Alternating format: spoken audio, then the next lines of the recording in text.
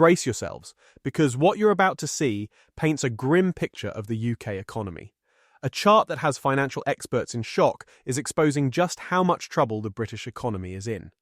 And at the centre of this storm? Rachel Reeves.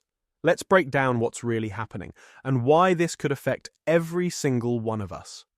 Here's the headline grabber. UK gilt yields.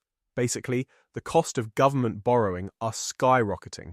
On Friday, the yield on 30-year gilts hit a jaw-dropping 5.43%, the highest since 1998. For 10-year gilts, a steep 4.87%. What does this mean? It means borrowing just got a lot more expensive for the UK government, and the ripple effects could make it harder to fund public services. Now you might be thinking, what's causing this? Economists point to several culprits.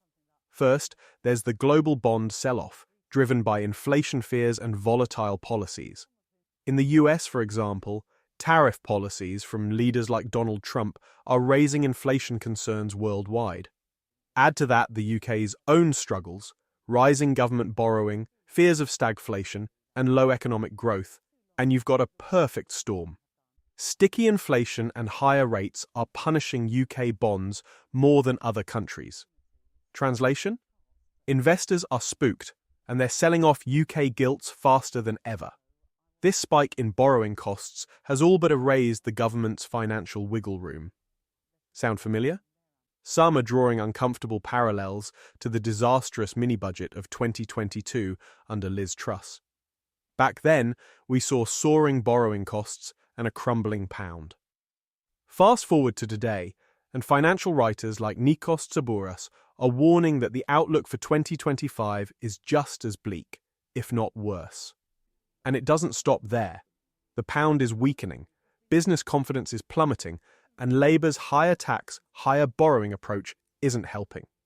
Shadow Chancellor Mel Stride didn't mince words when he accused Rachel Reeves of being missing in action. While borrowing costs soared, Reeves was on a trade trip to China, leaving others to answer for the financial chaos back home. Even Culture Secretary Lisa Nandy has tried to calm the waters, saying these are global trends and that Labour's fiscal rules are non-negotiable.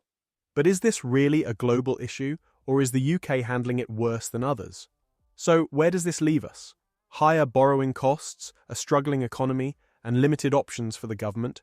Cut spending, raise taxes, or borrow more? None of these are easy pills to swallow. And for Rachel Reeves, the pressure is mounting.